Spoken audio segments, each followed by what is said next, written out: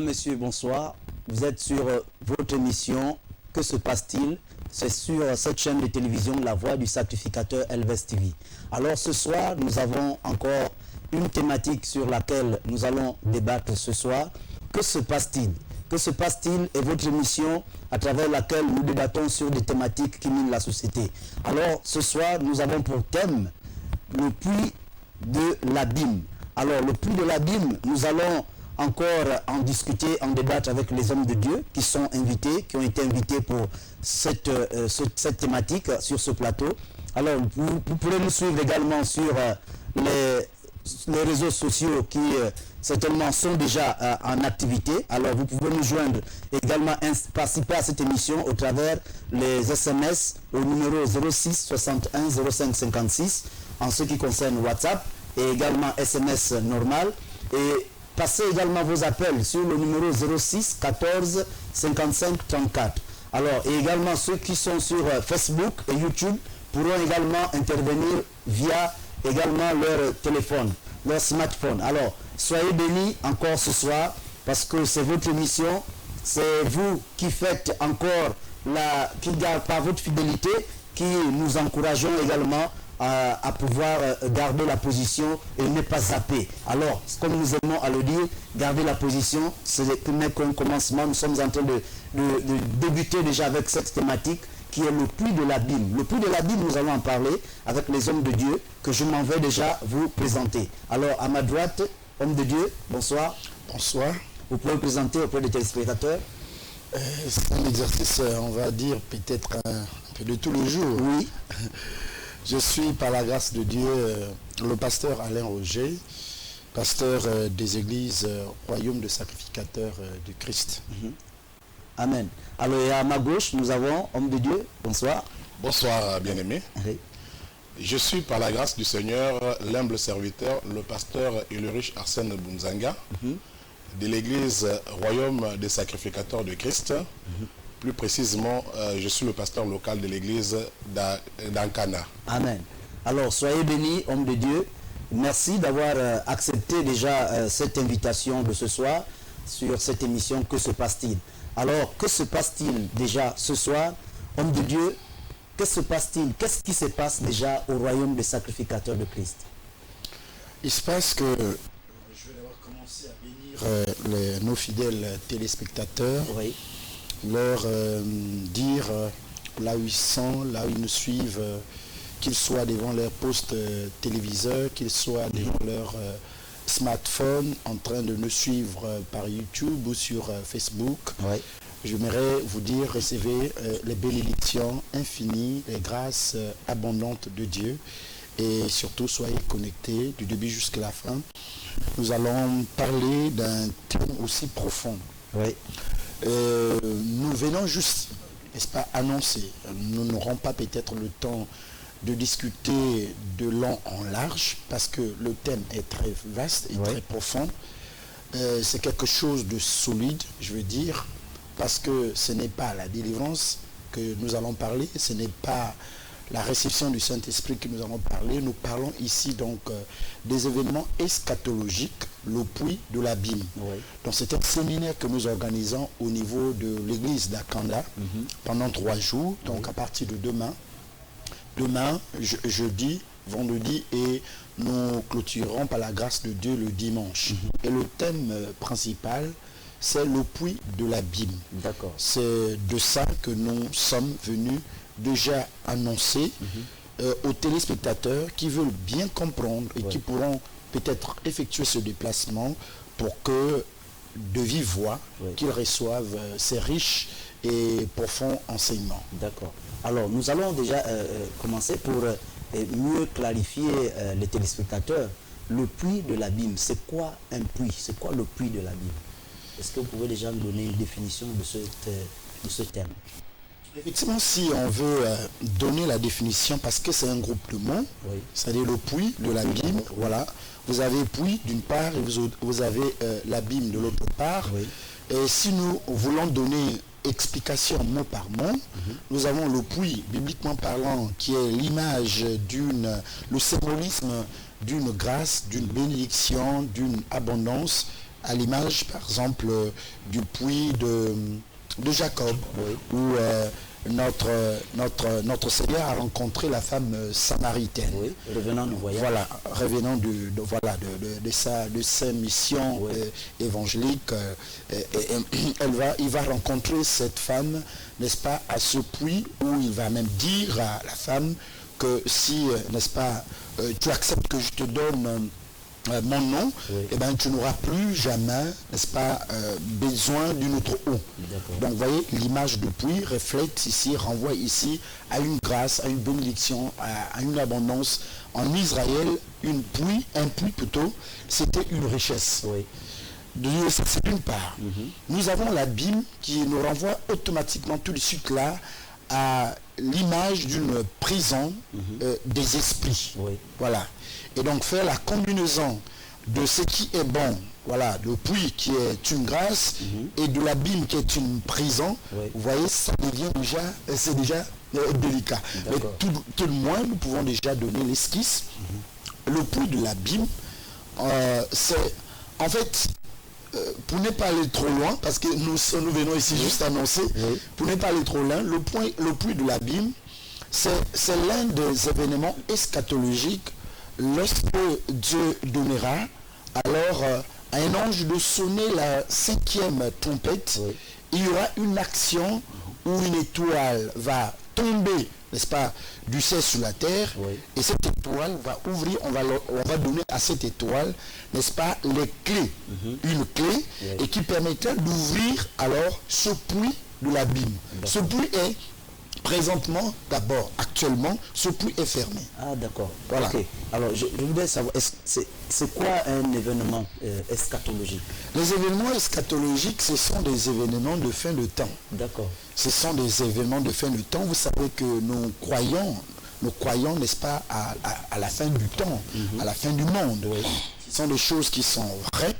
Et je peux aider à quelqu'un s'il ne croit pas qu'il y aura une fin du monde. Je vous rassure, je te rassure qu'il y aura effectivement la fin du monde parce que le monde fut créé. Il y a eu un début. Si tu crois que le monde a eu un début, ça veut dire forcément il y aura la fin de ce monde. Il n'existe jamais, il n'existera jamais un événement qui a connu le début et qui ne connaîtra jamais la fin. Donc s'il y a eu un début pour la création du monde, ça veut dire qu'il y aura une fin pour la création du monde. Et parmi donc les choses qui vont se passer à la fin du monde, il y aura donc cet événement qu'on appelle ici, ce geste, cette chose-là, prophétique, qu'on appelle ici le puits de l'abîme. D'accord.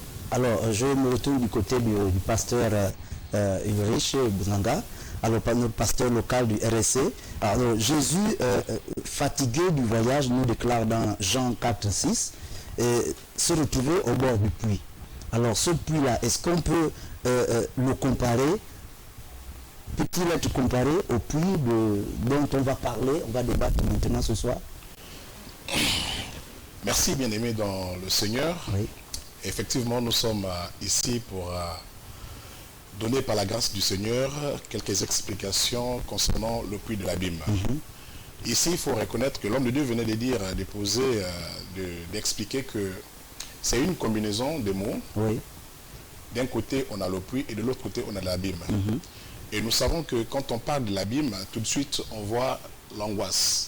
Et il venait de dire que l'abîme, ici, c'est un endroit qui est réservé aux démons. Un endroit qui est réservé à tout ce qui est satanique. Dégraissement, d'angoisse.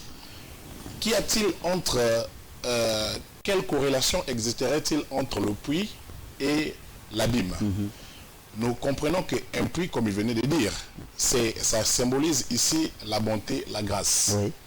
Et il ne faut pas ignorer, lorsqu'on prend le puits d'une manière physique, le puits a une profondeur. Et quand on rentre dans le puits, tout de suite, vous constatez que dans le puits, il y a l'obscurité. Et lorsqu'on parle du puits, ici, on voit tout ce qui est obscur. Et l'abîme, c'est un endroit des ténèbres. Un endroit là où les démons seront emprisonnés. Donc, on comprend tout de suite que la corrélation qui existe entre le puits et l'abîme, c'est-à-dire que si dans le puits, on trouve les ténèbres, dans l'abîme, on trouve aussi des ténèbres. D'accord. Et le puits ici, lorsque Jésus a rencontré, au puits de Jacob. Mais est-ce que les ténèbres sont les mêmes? Les ténèbres sont les mêmes. Parce que lorsque vous rentrez dans un puits, Oui. vous allez tout de suite, à un certain niveau, à une certaine profondeur, vous retrouvez dans le noir. Oui. Vous n'avez plus la visibilité. D'accord. Et dans l'abîme aussi, quand vous rentrez dans l'abîme, Oui. la Bible dit quoi? La Bible dit que l'abîme, c'est les profondeurs. D'accord. Et quand on rentre dans les profondeurs, à un moment donné, vous êtes dans l'obscurité. Oui. Donc voilà un peu la corrélation qui existe ici lorsque Jésus parle du puits de l'abîme. D'accord. C'est-à-dire que le puits ici symbolise la profondeur et l'abîme aussi symbolise la profondeur. D'accord. Ok. Alors, homme de Dieu, nous allons oui, effectivement chercher à savoir s'il y a maintenant entre le puits, effectivement on était sur le puits de, je parlais de Jésus qui était au bord du puits. Alors ce puits de Jacob, donc il n'y a pas de grande différence, on peut pas, il n'y a pas une grande différence entre, en ce qui concerne seulement les ténèbres. On parle des ténèbres, mais en matière spirituelle, parlant des ténèbres spirituelles, est-ce que si on va dans le sens spirituel, les ténèbres sont les mêmes? Dans le sens spirituel, Oui. les ténèbres, il n'y a pas une différence au niveau des ténèbres. Oui. Le puits de Jacob ici, en fait, c'était un puits physique. Oui. Lorsque Jésus vient se poser auprès du puits, la Bible dit que la femme samaritaine s'est approchée pour prendre de l'eau afin de s'en servir. D'accord. Et l'eau est une grâce, c'est une bénédiction. Ça symbolise la bénédiction. Oui. Et quand Jésus se trouve, tout en sachant que cette femme samaritaine devait s'approcher, Oui. il va avoir échange qui va déclencher un processus de la repentance de cette femme. D'accord. Et d'ailleurs, même si on parle aujourd'hui de cette femme samaritaine, parce que quand elle a reçu la révélation de Christ, elle n'a pas gardé la révélation pour elle-même. Oui. Elle est allée annoncer et en racontant que j'ai trouvé le Messie. Et du coup, le peuple est arrivé. Oui. Ils ont même sollicité que Jésus demeure au milieu d'eux pendant quelques jours. Et après la parole de Dieu, l'évangélisation de la parole de Dieu, Oui. le peuple pouvait dire que nous croyons, c'est pas parce que tu nous as raconté que Jésus t'a prophétisé, mais nous croyons, c'est parce que nous l'avons vu, nous l'avons entendu et nous croyons aussi. D'accord. Donc ici, dans le cadre de Jésus avec cette femme samaritaine, le puits était une bénédiction. D'accord. Mais lorsqu'on rentre maintenant dans les caractéristiques du puits, Oui. lorsqu'on rentre dans les caractéristiques du puits, on voit que le puits, en fait, l'homme de Dieu venait dire que la Bible, dans le livre d'Apocalypse, au chapitre 9, à partir du verset 1, la Bible dit qu'il y aura une étoile qui va partir d'en haut Oui. pour tomber. Et il y aura la clé pour ouvrir le puits parce qu'il est encore fermé. D'accord. Vous voyez que ici, lorsqu'on prend le puits physique, Oui. quel est le mouvement qu'on exerce dans un puits? C'est-à-dire que c'est un mouvement descendant. Oui. On envoie une cruche Oui. pour prendre de l'eau. Oui. Et lorsque l'ange aussi tombe du ciel pour venir dans le puits, Oui. c'est un mouvement descendant. D'accord. Et quand on descend ici, je relève maintenant l'aspect spirituel, c'est-à-dire que dans le puits, si on retrouve les ténèbres, Oui. donc il n'y a pas une différence aussi dans la Bible qu'on retrouve aussi ici les ténèbres. D'accord. Du point de vue spirituel, les ténèbres symbolisent le monde démoniaque et le monde de Satan. D'accord. Voilà un peu la corrélation qui existe entre le puits et l'abîme. D'accord. Alors, homme de Dieu, pasteur Alain Roger, le puits, vous avez parlé tout à l'heure d'une étoile qui partira du ciel et qui tombera sur la terre pour apporter certainement la clé du puits. Alors, de toute l'histoire de la Bible, apparemment le puits était une richesse des hommes de Dieu, de tous les hommes de Dieu, le peuple d'Israël. Vraiment, chaque peuple ou chaque tribu avait un puits vraiment spécial. Un puits qui donnait de la joie de vivre à la population. Est-ce que ces différents puits-là avaient des clés? Est-ce qu'il y avait des détenteurs de clés de ces puits-là par rapport en fait, on essaie de voir avec un peu ce que vous venez d'annoncer tout à l'heure. Nous sommes en train de dire une chose qui est donc la suivante. Elle est simple. Venons par ce message, par ce séminaire, pour montrer au peuple de Dieu les événements, pour les annoncer, les événements eschatologiques. Oui. Et parmi ces événements eschatologiques, il y aura donc la sonnerie du 5e ange.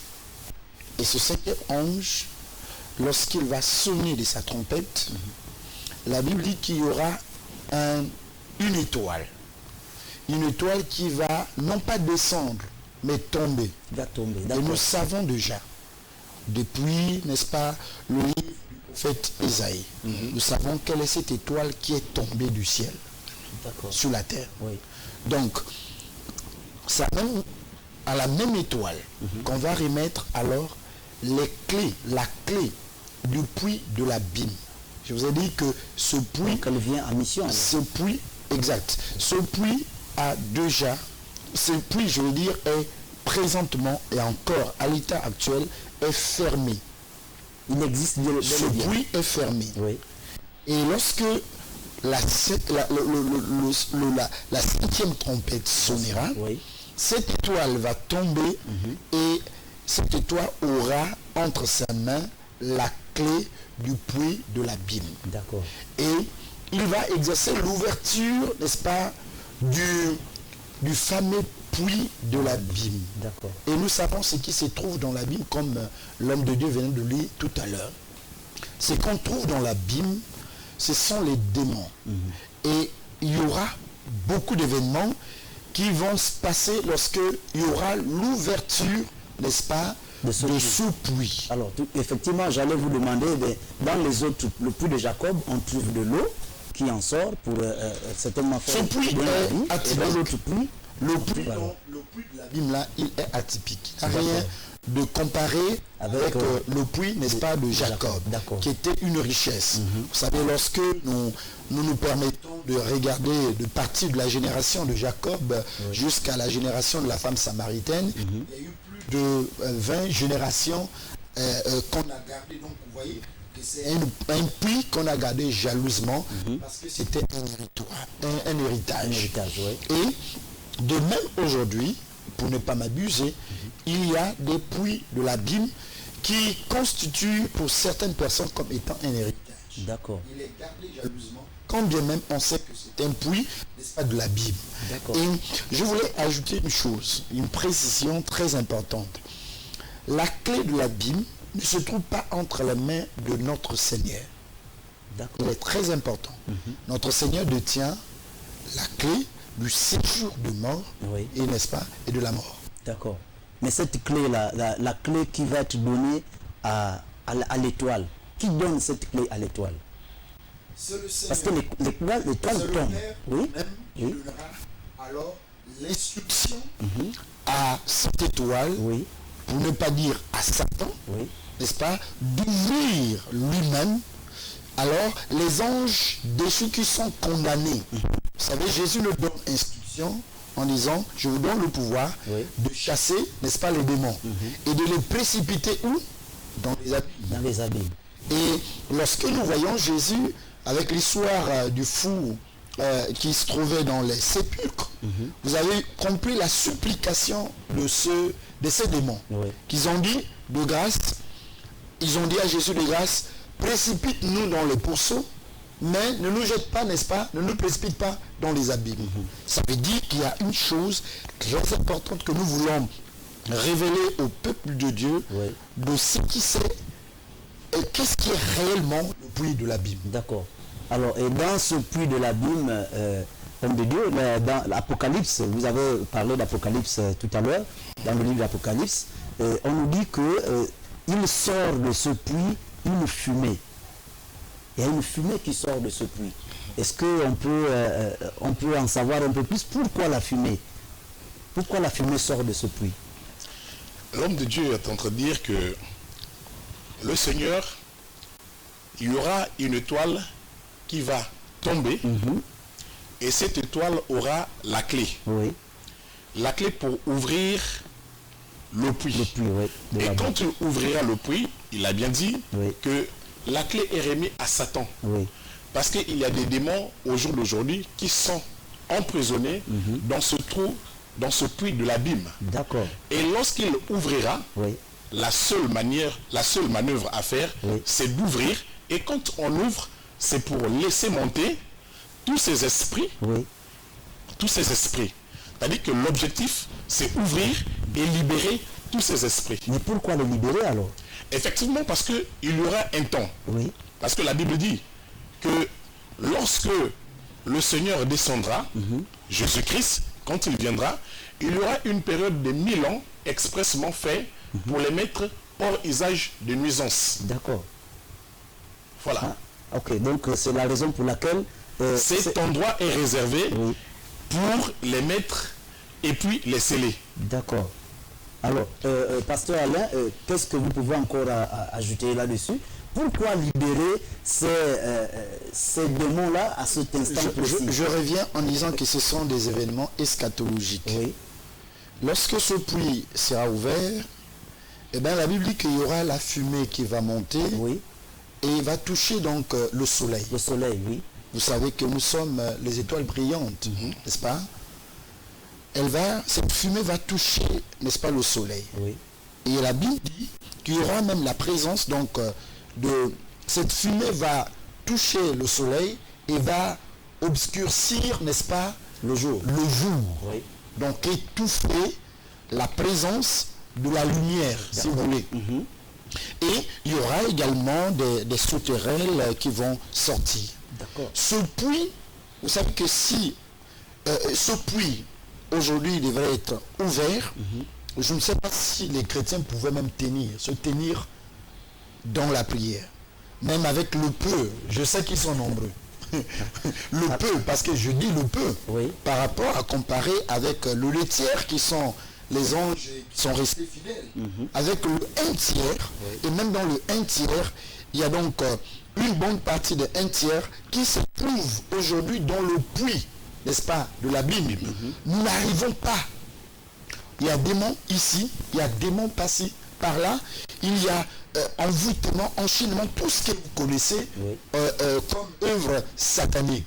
Mais là, on va donner l'ouverture. En fait, nous sommes là déjà pour avertir. Oui. Parce que ce sont des événements qui nous avertissent en disant, même avec le peu de démons, nous n'arrivons pas. Imaginez lorsqu'on va ouvrir alors le puits de l'abîme et que les démons qui sont enchaînés Oui. sont libres. Ils sont libres. Ils vont s'associer avec Ceux qui sont Vous déjà... savez, il y a une particularité, c'est que les démons qui sont dans le puits, Oui. qui sont attachés présentement, Oui. qui sont emprisonnés, si vous voulez bien, sont plus violents que les démons qui sont exactement aujourd'hui sur la terre, C'est la qui ont la question que j'allais liberté. me poser. Oui. C'est que sont-ils plus Ils sont féroces, plus forts ils sont violents, Oui. violents que ceux qui les existent démons déjà? qui existent présentement. Donc ces démons-là qui sont dans la Bible, face aux chrétiens qui invoquent le nom de Jésus, il n'y a pas match, on peut, comme le dit couramment. Vous savez, nous avons une partie qui nous affaiblit dans la chose de Dieu, c'est la chair. Ouais. Et donc très souvent, le chrétien, même celui qui a le Saint-Esprit, à un moment donné, se retrouve à la réalité de la faiblesse de la chair. Et lorsque vous êtes dans une situation de la faiblesse de la chair, et pour ne pas paraphraser ce que l'apôtre Pierre dit, qu'il rôde autour cherchant qui dévorant, voilà, il saute sur l'occasion. Maintenant, imaginez les démons les plus féroces, libres, comme certains le sont déjà, vous imaginez, raison pour laquelle ceux qui étaient dans le corps de cet homme, captif, depuis un certain temps, dans les sépulcres, vont supplier Jésus en disant, ne nous envoie pas là-bas, parce que si nous partons là-bas, nous-mêmes nous serons maltraités par les géants qui sont là-bas, par les démons méchants qui sont là-bas. Nous serons demandés ceux qui ont l'habitude, ceux qui ont déjà visité la prison. On va vous dire que dans la prison, il y a des personnes violentes, et donc quand vous arrivez, vous êtes considéré comme, on va dire, un bleu, ou considéré comme quelqu'un à maltraiter. C'est exactement cette image. Ce puits est fermé. Si on ouvre, mais si même aujourd'hui, tu dis à quelqu'un de les précipiter, tu dis à un démon qu'il soit précipité dans les abîmes, ce démon a beaucoup plus peur que lorsque tu lui dis, bon, va à tel endroit, sors au nom de Jésus, il sort, bon, il va chercher où s'agripper. Mais à qui appartiennent les abîmes? Les abîmes? Oui. Les abîmes, c'est création de Dieu. Les abîmes, c'est une prison. Pour qui? De la manière la plus simple, nous allons répondre que c'est une prison que Dieu a réservée à tous les anges déçus. D'accord. À tous les anges rebelles, Dieu a prédestiné alors cet endroit appelé l'abîme. D'accord, mais pourquoi les démons ont-ils peur d'y aller lorsque... mais la prison ne fait pas la joie. C'est le démon. Priver quelqu'un de la liberté, même pour les esprits, c'est pas quelque chose de aisé. Alors, pasteur Bunzaga, je voudrais... La parole nous dit que tout genou fléchira et toute langue confessera que Jésus est Seigneur. Tout genou là, est-ce que tous ces démons, les démons les plus violents qui sont enchaînés là, lorsqu'ils sortiront, la Bible dit, la parole nous dit, ou l'homme de Dieu veut nous dire que ces démons-là sont plus forts que les démons que les chrétiens chassent aujourd'hui, déjà aujourd'hui là. Mais ceux-là, lorsqu'ils viendront, alors comment que les chrétiens seront?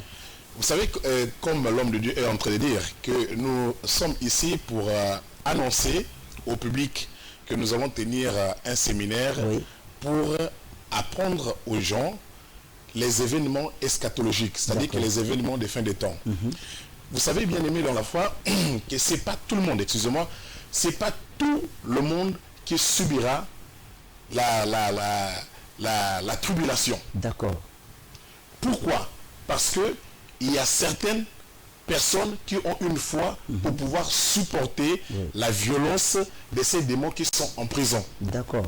Raison pour laquelle ceux qui subiront la tribulation, mais il y a une partie de l'église qui sera déjà dans les airs avec le Seigneur. D'accord. Et l'homme de Dieu venait de dire que ici, pourquoi les démons ont peur de l'abîme? Parce que en fait, l'abîme ici, c'est un état d'abaissement. C'est-à-dire que c'est un état où les démons perdent leur gloire. Ah, d'accord. Ils sont assujettis. Ils sont réduits. Vous voyez, par exemple, les hommes forts de ce pays, lorsqu'on veut te diminuer, lorsqu'on veut te rendre vulnérable, on fait quoi? On te prend, on te jette dans les geôles et tu deviens inefficace. D'accord. Donc, quand Jésus-Christ a voulu précipiter, ils ont supplié Christ de dire, non, ne nous envoie pas dans les abîmes. Parce que dans les abîmes, ils perdront leur gloire. Leur gloire, leur efficacité. Leur efficacité. Ils seront assujettis. D'accord. Voilà. D'accord. Alors, est-ce à dire que donc, les abîmes, c'est le meilleur endroit donc, là où un chrétien a le devoir d'envoyer raison pour laquelle, lorsque nous chassons les démons, nous ne les recommandons pas nulle part ailleurs, si ce n'est dans les abîmes. Parce que les abîmes, en fait, ici, on peut définir aussi l'abîme comme un lieu de destruction. D'accord. D'accord. Mais pasteur Alain Roger, il y a des chrétiens qui chassent les démons en disant « Je te chasse au nom de Jésus ». C'est tout simplement. Mais en chassant, est-ce qu'il faut préciser là où on les envoie? Quand ils sont chassés, effectivement, ils sortent, mais ils vont où? Voilà. Est-ce qu'il faut qu'on précise là où on doit les envoyer? Ils vont où? Ils vont s'agripper quelque part. Ils vont s'agripper à un autre endroit. Ils vont s'agripper sur un objet. Ils vont s'agripper, ils rentrent dans les pourceaux, selon qu'il y ait une possibilité devant eux. Donc il faut donner une orientation à votre prière, à l'exercice de votre autorité, en disant aux démons, je te chasse au nom de Jésus, va dans les lieux arides ou dans les abîmes. Au moins, tu es rassuré qu'ils sont condamnés là-bas. Tu es rassuré qu'ils sont en prison, ils n'auront plus la capacité, n'est-ce pas, de sortir et de venir, n'est-ce pas, perturber la vie de chrétiens. Je tiens à préciser que le peu de démons que nous avons ici sur la terre nuit déjà gravement les chrétiens. Imaginez l'ouverture, la liberté des plus violents, n'est-ce pas? Si vous voulez que votre pays soit en désordre, ouvrez seulement les prisons. Vous allez voir le désordre qu'il y aura dans le pays. Parce que les plus bandits, les plus violents sont, n'est-ce pas, en prison. Tout à fait. Est-ce que vous le savez? Maintenant, imaginez un seul instant qu'on va ouvrir le puits de l'abîme. L'homme de Dieu a dit qu'effectivement, l'abîme, c'est un état d'abaissement. Un état où on est réduit à rien. On n'a aucun mouvement. malgré votre force, vous êtes limité. Où le démon perd son orgueil. Voilà, il perd son orgueil, il perd sa gloire, il perd, on va dire, tout ce qu'il peut avoir. D'accord. Et donc il est réduit, et vous lui laissez la possibilité, n'est-ce pas, de... Vous savez, quelqu'un qui m'aurait posé la question de savoir, est-ce que réellement la prison corrige? Est-ce que réellement la prison corrige? J'ai dit oui, la prison corrige. J'ai dit non, la prison ne corrige pas. Parce que les plus rebelles dans la prison, quand ils vont en prison, ils reçoivent comme, entre guillemets, la formation d'un autre vice. On t'a attrapé et tu es jeté en prison parce que tu as volé. Eh bien, tu arrives là-bas, on t'apprend comment désormais braquer avec, n'est-ce pas, une arme blanche. D'accord. Vous voyez, il y en a effectivement quand ils rentrent, on les jette en prison, ils trouvent, n'est-ce pas, la grâce de recevoir un enseignement et donc de confesser, pourquoi pas de renoncer désormais de la vie, de la manière dont la mauvaise vie. Mais il y en a, dans la plupart des cas, conforme, vous avez l'impression que la prison n'a pas corrigé, mais au contraire, la prison a donné d'autres vices, d'autres... Ils sortent là-bas avec d'autres gars. Avec d'autres, voilà. Donc, venir frapper. Voilà, pour frapper. Donc, vous imaginez, cette fois-ci, que cette prison des démons sera ouverte, n'est-ce pas? Et puis, les plus violents démons sortiront, auront désormais la liberté d'y agir et la Bible nous explique que dans cette liberté d'agir, ils vont étouffer le soleil. Les sauterelles vont sortir. Tout ce qui brille. Alors, nous avons un téléspectateur en ligne. On voulait marquer déjà la pause. Allô? Oui, allô, bonsoir. Bonsoir, bien-aimé. Vous êtes en direct, allez-y. Je voudrais poser une question. Oui, allez-y. En fait, je voudrais savoir, y a-t-il une différence entre l'enfer, le séjour des morts et l'abîme? Puisqu'on emploie souvent ces différents mots-là et ça met un peu les gens dans la confusion. Donc je voudrais savoir s'il y avait une différence entre l'enfer et la Bible, d'accord. Merci bien-aimé d'avoir participé déjà à cette émission. Alors, homme de Dieu, la question vous est posée. Alors, d'abord, le séjour de mort. Oui. Toute personne qui meurt actuellement, donc avant l'enlèvement, qui n'a pas accepté Jésus-Christ dans sa vie, lorsqu'il meurt, il va droit dans le séjour de mort. Et Jésus détient donc la clé du séjour de mort et de la mort. Et vous avez un autre mot avant d'arriver à l'enfer et à l'abîme. Vous avez donc le Saint Abraham. C'est tous ceux qui ont accepté Jésus-Christ et qui meurent avant l'avènement, c'est-à-dire avant le retour, avant l'enlèvement de l'Église. Et bien ces chrétiens sont directement, n'est-ce pas, dans le Saint d'Abraham. D'accord. Je tiens à préciser que prenez ici l'image du séjour de la mort comme quelqu'un qu'on a attrapé et qu'on a mis pour l'instant avant son jugement dans une cellule. Et après, quand le temps viendra, on prendra la même personne pour le jeter, pour le mettre cette fois-ci de façon définitive selon le motif, n'est-ce pas, qu'il aurait commis et le jugement rendu.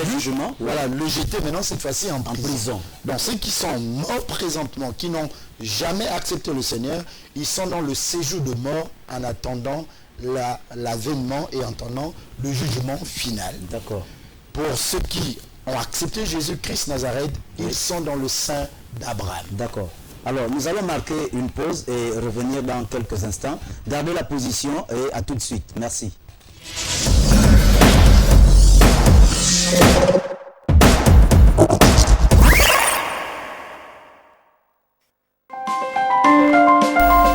Vous êtes sur LVS.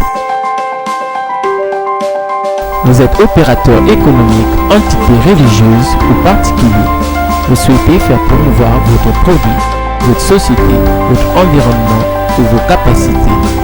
LVS est la télévision qu'il vous faut pour toutes vos publicités, annonces, messages et communiqués.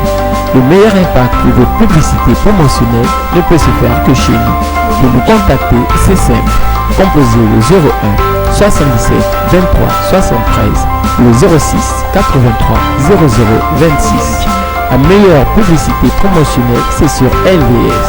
LVS, sauvons nos âmes.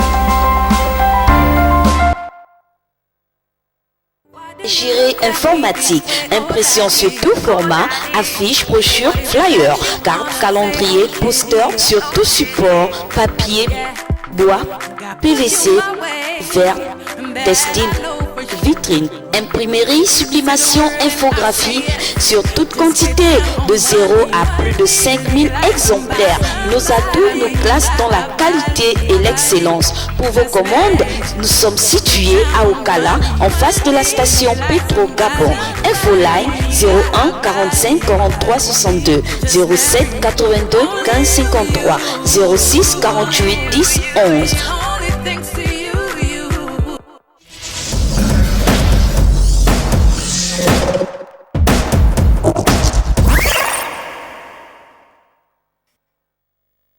Chers téléspectateurs d'Elves TV, la voix du sacrificateur, vous êtes sur votre émission Que se passe-t-il? Que se passe-t-il ce soir? Nous avons pour thématique le puits de l'abîme. Alors, homme de Dieu, il y a un téléspectateur qui nous a appelé tout à l'heure qui parlait de la différence entre l'abîme et l'enfer. Je voudrais tout simplement, certainement revenir sur l'histoire de Lazare, le riche et Lazare. Alors, en ce temps où Lazare était mort, le riche aussi est mort, les deux se trouvaient chacun de son côté. Mais comment on peut appeler cette situation-là? Cette situation s'explique de la manière la plus simple. Je vous ai dit au départ que lorsque quelqu'un meurt et qu'il n'a pas accepté le Seigneur, oui, il est dans le séjour de mort, entre guillemets, en enfer. En enfer. Ce sont des mots donc que là, nous... se trouvait le riche alors. Oui, bien sûr, voilà. Il se trouve donc dans le séjour de la mort, ou appelé enfer. Parce que c'est nous qui avons... pratiquement c'est un peu la même chose, parce que quand quelqu'un est déjà dans une cellule, on peut dire il est en prison. Alors que la prison, c'est de façon définitive, on dit prison centrale. D'accord, oui. Alors, donc, maintenant, lorsqu'on parle de l'abîme, à l'abîme ici, nous avons déjà donné les plus amples explications. Oui, c'est un état où est réservé présentement que les démons. Les démons. Rien que les démons. C'est-à-dire, il n'y a pas une âme qui a... C'est pas pour les hommes. Non, c'est pas pour les hommes. Pour les démons, uniquement les démons. D'accord. Voilà. Oui. Et par contre, les âmes qui n'ont pas accepté le Seigneur, ils sont en enfer ou encore au séjour de mort. D'accord. Pendant le jugement. D'accord. Alors, c'est effectivement, c'est cette précision que nous n'avions pas eue au départ, que l'abîme, c'est uniquement pour les démons. Pour les démons. Pas pour les hommes. Pas pour les hommes. Alors que l'enfer, là-bas, on trouve les âmes qui n'ont pas accepté le Seigneur. D'accord, voilà. D'accord. Et ceux qui ont accepté le Seigneur, eux, ils sont dans le séjour, n'est-ce pas, du Saint-Abraham. Le Saint-Abraham. D'accord. C'est vraiment une... c'est une étude, c'est toute une longue étude pour vraiment faire la différence. C'est une étude, je veux dire, on va dire, intéressante. Oui. Parce que si vous n'avez pas l'aperçu des événements eschatologiques, eh ben, vous n'aurez pas suffisamment de crainte. Parce qu'il y a des choses que l'homme fait parce qu'il a peur. Vous savez, il y a beaucoup de choses que nous n'arrivons pas à le faire parce qu'on a peur de la prison. C'est pas parce qu'on n'a pas la capacité de faire comme les autres, mais parce qu'on craint la prison. Donc les événements eschatologiques, lorsqu'un véritable chrétien a la connaissance de ces événements, au lieu d'avoir juste la connaissance de la prospérité et qui nous amène souvent, qui nous écarte de Dieu, comme je l'aime souvent le dire, on cherche souvent la bénédiction au lieu de chercher la personne qui bénit. Donc ce sont des temps très importants et nous insistons des temps très importants d'enseignement où nous allons, par la grâce de Dieu, par la révélation du Saint-Esprit, balayer un certain nombre de confusions qui règnent dans l'esprit de la majorité des chrétiens, qui confondent l'enfer avec les abîmes, qui ne savent pas faire la différence entre l'abîme et, n'est-ce pas, l'enfer. Ce sont des choses que nous devons apprendre. Ce sont des choses que nous devons avoir accès, n'est-ce pas, à la connaissance. D'accord. Alors tout cela, pour les apprendre, pour les connaître, il faut vous inviter déjà les temps d'enseignement, parce que sur votre plateau de télévision, vous n'allez pas nous permettre d'aller dans les moindres détails. Sinon, le temps, parler d'un séminaire. tout de suite, là, vous nous avez déjà arraché la parole en disant que c'est le temps de la pause. Donc, vous voyez. Tout à fait. Alors, homme de Dieu, vous avez dit tout à l'heure que la clé sera détenue, sera donnée à Satan. Elle sera donnée à Satan pour ouvrir le séjour, pour ouvrir l'abîme. Pour ouvrir ses collaborateurs. Pour ouvrir ses collaborateurs. Mais qui est appelé, qui on appelle Abdon? Si la clé est remise à Satan. Mais Abdon, c'est qui? Abaddon, j'allais dire. Abaddon ou Apollyon, comme l'appelle en grec la Bible. La Bible parle d'Abaddon, que celui-là, c'est celui qui détient certainement, qui est l'ange ou encore le chef des démons. Est-ce Satan, toujours, ou bien c'est quelqu'un, c'est un autre esprit, Abaddon? Vous savez que Satan, c'est un singe. Il a travaillé à côté de Dieu, oui. Et comme j'aime souvent ironiquement dire que c'est quelqu'un qui a travaillé auprès de Dieu et il a été débauché sans, on va dire sans ses droits. Et il a été précipité sur la terre. Mais avant d'être précipité sur la terre, il a vu l'organisation de Dieu. Il a vu que Dieu était un Dieu organisé, hiérarchisé. Et donc, il a fait de la même manière. Les démons ou Satan, il est organisé, il est structuré. D'accord. Il y a donc des démons ou encore des anges dessus qui sont autour de lui, qui ont reçu un certain nombre de pouvoirs, n'est-ce pas, et qui n'est pas à comparer avec d'autres anges. Vous savez, dans la structure de Dieu, vous avez des archanges, n'est-ce pas, et les archanges sont des anges qui sont devant un groupe des anges. Vous voyez, et ces anges ne sont pas au même niveau, on va dire, de capacité spirituelle que les autres. Comme on peut dire, si vous mettez quelqu'un à la tête d'un groupe ou un chef, n'est-ce pas, d'équipe, ça veut dire qu'il a la capacité plus ou moins que les autres. Il a des connaissances plus ou moins que les autres.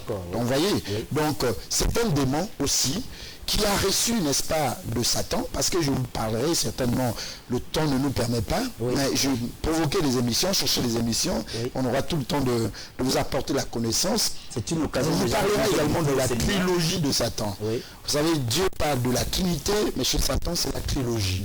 On vous parlera aussi que là, vous avez un dragon, vous avez la bête, vous avez, n'est-ce pas, le faux prophète. Vous voyez, tout ça, ce sont des choses que l'Église, on va dire, le chrétien doit chercher à connaître et à comprendre. Parce que la Bible est claire, et je ne cesserai, nous ne cesserons jamais le lire, que son peuple périt, non pas à cause du paludisme, mais son peuple périt faute de connaissances.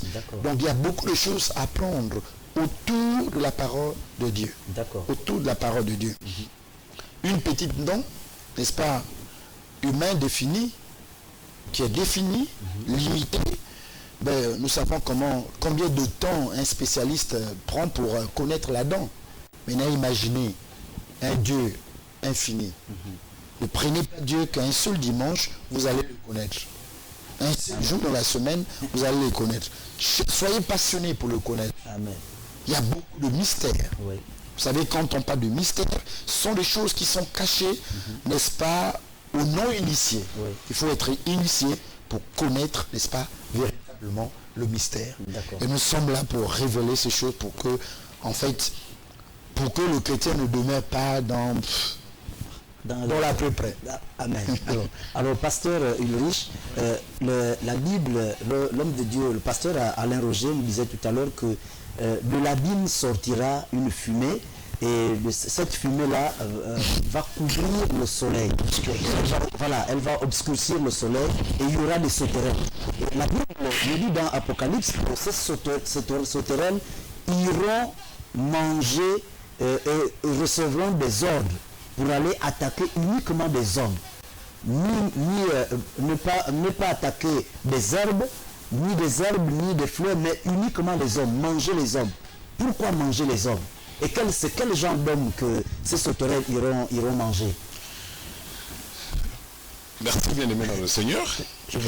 Raison pour laquelle l'homme de Dieu disait tout à l'heure que si l'abîme aujourd'hui est maintenue fermée, mais parce que ces démons n'ont pas encore le droit d'exercer leur pouvoir. Oui. Donc il arrivera un temps où on fera sortir ces démons. Oui.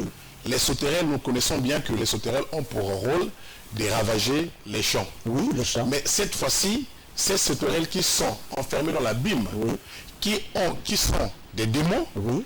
auront pour objectif de sauter de dévorer les gens. Les hommes. D'où il est important, comme disait l'homme de Dieu, de savoir. En fait, si tout chrétien pouvait savoir ce qui est à venir demain, Oui. c'est-à-dire que c'est maintenant le temps de se préparer, de se conformer à la parole de Dieu, afin de ne pas subir. Parce qu'il y aura une catégorie de gens qui vont subir ce genre de choses. D'accord. D'où il est très important pour nous de se préparer. C'est comme un peu, je prenais un peu l'exemple de nos enfants qui sont sur le banc de l'école. Oui. Lorsque un enfant est mieux préparé, ben du coup, il obtient son baccalauréat au premier tour. Oui. Il n'a plus à revenir sur le deuxième tour. Parce que malheureusement, nous assistons très souvent, quelqu'un qui a pu avoir le premier tour, mais arrivé au deuxième tour, malheureusement, il échoue oui. à la porte d'entrée. Oui. Donc, il serait pour nous préférable, nous les chrétiens, Oui. de se préparer afin que quand le pouls viendra pour enlever l'église, Oui. que nous serons dans les airs avec lui pour ne pas subir la colère des gens, des démons, Des sauterelles. des sauterelles Oui. et des démons féroces qui sortiront de l'abîme. D'accord. Alors donc, ce qui veut dire que ces sauterelles-là viendront uniquement dévorer les hommes qui n'auront pas accepté Christ. Le Seigneur. D'accord. D'où, lorsque vous me posez la question de savoir quels sont les hommes Oui. qu'on C'est va quel dévorer, type d'homme, quel voilà. type d'homme qu'on va dévorer, Oui. bien aimé dans le Seigneur. Vous savez, vous conviendrez avec moi qu'aujourd'hui, Satan n'attaque pas n'importe qui. D'accord. Satan a la capacité de savoir celui-ci il est chrétien, celui-ci il ne l'est pas. Il est avec moi. Il est avec moi. Oui. Pourquoi? Parce que la Bible dit que ceux qui ont accepté Christ ne sont plus charnels, mais ils sont spirituels. Pourquoi spirituels? Parce qu'ils sont conduits par l'Esprit de Dieu. D'accord. Ils marchent non plus selon la volonté de la chair, mais selon la volonté de Dieu. D'accord. Et Satan connaît. Donc lorsque ces sauterelles viendront, mais ils vont dévorer ceux qui n'ont pas Christ avec eux. Oui. Raison pour laquelle il est très important pour nous de savoir ces choses et d'inviter Christ dans notre vie comme Seigneur et Sauveur personnel. D'accord. Pour éviter d'être dévoré Exactement. à cette période-là. Alors, le pasteur Alain a quelque chose certainement à ajouter là-dessus. Oui, il est très important. Sur la catégorie des hommes, parce que mais il y en a qui aujourd'hui ont accepté le Seigneur, qui marchent dans les voies de Dieu, en fait, qui disent qu'ils marchent dans les voies de Dieu, mais qui sont toujours parfois un peu déroutés. J'ai envie de dire ici que, et j'insiste sur mes mots, Oui. que nous sommes en train d'annoncer ici les choses qui vont arriver. Dieu n'est pas un homme pour mentir les hommes. D'accord. Ce sont les choses qui vont arriver. Et parmi ces choses qui vont arriver, selon le temps fixé par Dieu, que je ne saurais en tant que pasteur dire que ça viendra à telle année ou à tel jour, Oui. ou tel jour. Mais tout de moins, nous avons reçu donc mandat, mission de pouvoir conscientiser, de pouvoir évangéliser, de pouvoir dire attention. Il est très important. Attention.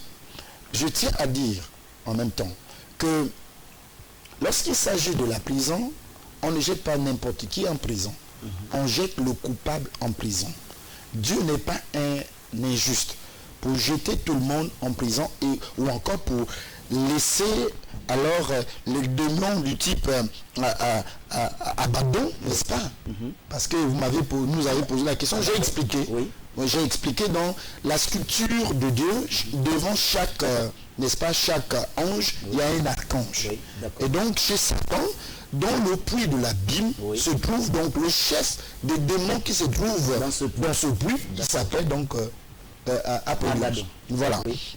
Donc, je suis en train de dire aussi que Dieu ne va pas permettre que des démons violents comme ceux-là sortent et fassent du mal à ces enfants. Non. Ouais. Donc, la catégorie des personnes qui vont subir, n'est-ce pas, la méchanceté de ces démons ce sont les mêmes personnes qui ont adhéré, qui ont cru que, en fait, la voie du mal, la voie de Satan, la voie de l'impudicité était la meilleure de voies. D'accord. Voilà ceux-là, la catégorie des personnes qui vont subir. Pas ceux qui ont de leur jeunesse, ont sacrifié leur jeunesse à Dieu, ont sacrifié leur vie à Dieu et ont dit non, nous crucifions notre chair aux passions de ce monde pour servir Dieu. Non, Dieu n'est pas un injuste. Voilà la catégorie des personnes qui vont subir toutes ces choses. Mais pasteur, c'est quand même bizarre que celui qui a accepté de marcher avec Satan, il s'est fait dévorer encore par les agents de Satan. Mais qu'est-ce que Satan a pour... Ça a déformé une même famille. Qu'est-ce que Satan a pour récompense? Malheureusement, on dit souvent que la plus belle femme ne peut offrir que ce qu'elle a. Oui. Voilà, donc le meilleur de Satan, c'est le mal. Il n'a pas autre chose à offrir. Le mal même à ceux qui l'ont appris. Il n'a pas autre chose à offrir à l'humanité si ce n'est pas le mal. Donc ne lui demandez pas ce qu'il n'a pas. Alors là, c'est vraiment difficile à vraiment appréhender, mais apparemment c'est la vérité, c'est la vérité de la Bible. Amen. Alors j'avais du mal à vraiment comprendre cela, comment un homme qui a accepté de marcher selon les voies de Satan, mais Satan le dévore encore. C'est-à-dire qu'il l'attaque encore, il le tue. Mais c'est normal, bien aimé dans le Seigneur, parce que la Bible ici symbolise la source du mal et de la misère. C'est-à-dire que chez Satan, vous ne trouverez jamais le bonheur si ce n'est que de la misère. Vraiment. Donc il ne pourra donner, comme dit l'homme de Dieu, malgré le matériel qu'il met à la disposition. Mais c'est des biens éphémères. Ces richesses qu'il dit le royaume qui m'a été donné. C'est des biens éphémères. Raison pour laquelle la fin d'une chose vaut mieux que son commencement. C'est-à-dire que tu peux bien commencer. Oui. Nous voyons un peu l'exemple de Lazare. Lazare avec le riche. Oui. Lazare, tout son temps sur la terre, il a passé dans la misère. Oui. Lazare se contentait de mettre la table qui tombait du dessus de la table. Oui. Lazare avait la lèpre.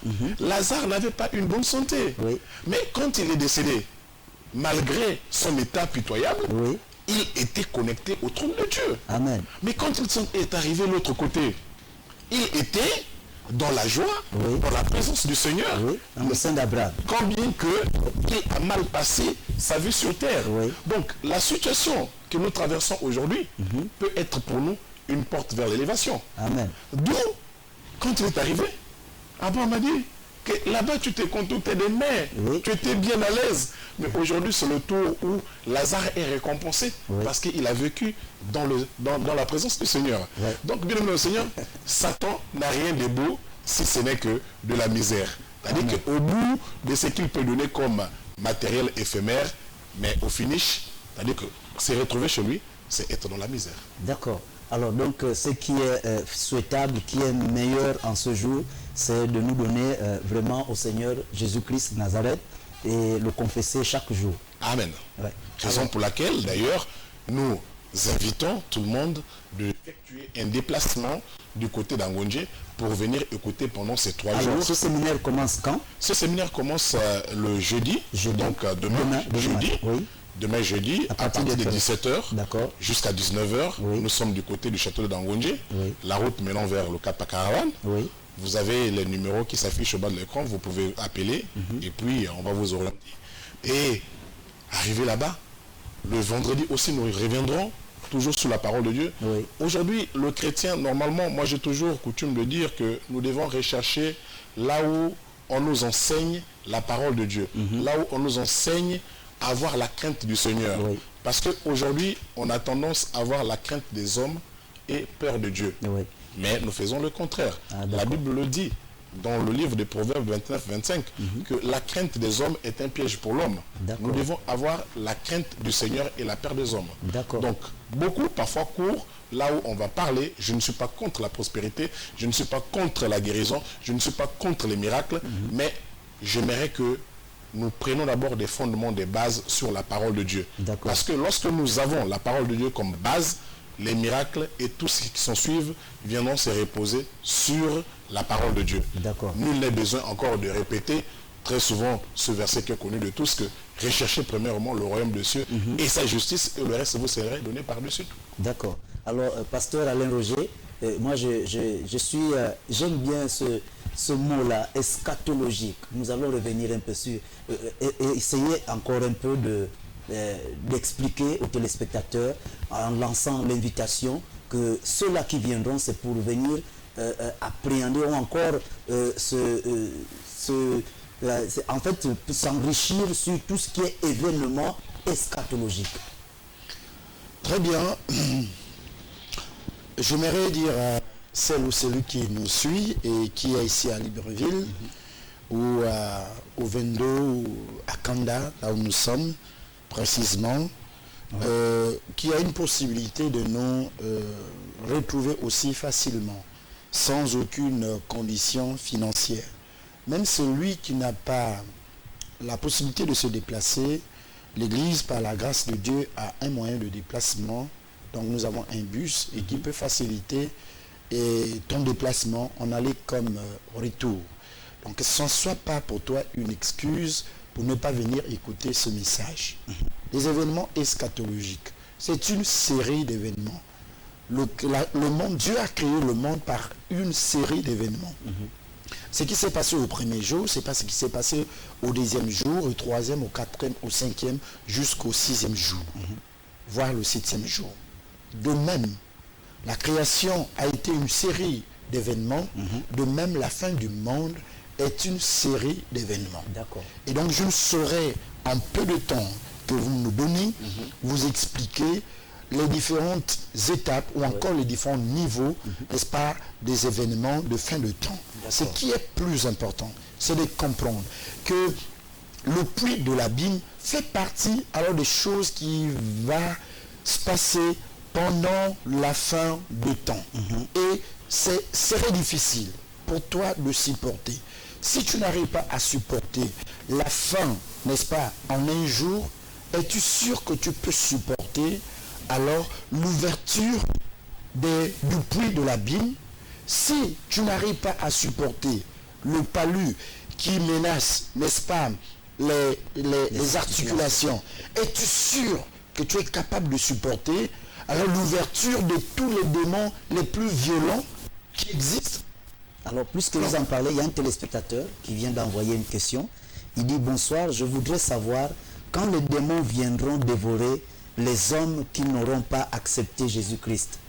Mais où seront ceux qui ont accepté Jésus-Christ? Ceux qui auront accepté Jésus-Christ, Dieu les aurait déjà épargnés. D'accord. Vous savez, Dieu n'a pas attendu que les eaux puissent asphyxier, n'est-ce pas, les uns les autres. Oh non, l'eau est déjà au cou et je viens sauver maintenant Noé et ses enfants. Il a fallu d'abord une procédure pour que Noé soit sauvé avec ses enfants.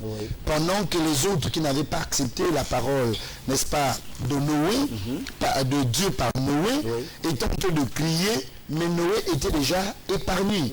Donc les enfants de Dieu seront hermétiques, totalement épargnés de tout ce qui se passe.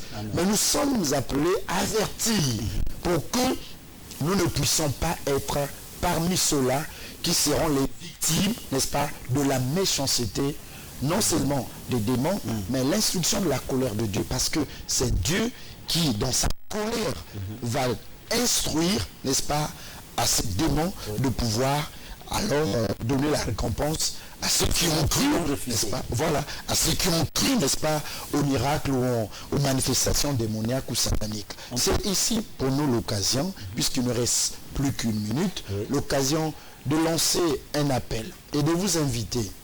Il ne sera pas question de te dire que tu as 10 000 dans la poche, donne tes 10 000 pour que Dieu te bénisse. Il ne sera pas question ici de dire que tu as un problème à la maison, eh bien donne une offrande pour que dès que tu arrives, le problème ou encore le démon qui est dans la maison sorte. Il est question pour toi d'ouvrir la connaissance, parce qu'on est privé de la connaissance. Amen. Donc, l'invitation est simple. La seule condition, c'est ta volonté. Sinon, le reste ne te sera pas demandé. Que Dieu vous bénisse. Alors, très chers téléspectateurs, nous arrivons presque au terme de cette émission. Nous sommes à la fin de cette émission. Alors, il y a le proverbe 23 au verset 27 nous dit car la prostituée est une fosse profonde et l'étrangère un puits étroit. Alors, certainement, vous chercherez à savoir la réponse ou encore l'explication de ce passage, de cet adage, mais venez, vous êtes invités à l'église Royaume de Sacrificateur de Christ à partir de demain, où un séminaire va être organisé, un séminaire de 3 jours, donc jeudi, vendredi et samedi, ou encore qui prendra fin le dimanche. Alors venez nombreux afin de pouvoir rentrer dans la connaissance du puits de l'abîme. Comment avoir vraiment rentrer dans les arguments ou encore les instructions, recevoir les instructions venant de l'Éternel en ce qui concerne le puits de l'abîme. Alors tout cela sera révélé demain lorsqu'il sera 17h, à partir de 17h du côté de l'église royaume des sacrificateurs de Christ, donc le RSC situé à Ngonje Château. Soyez bénis et on se revoit au prochain numéro dans la paix du Christ. Amen.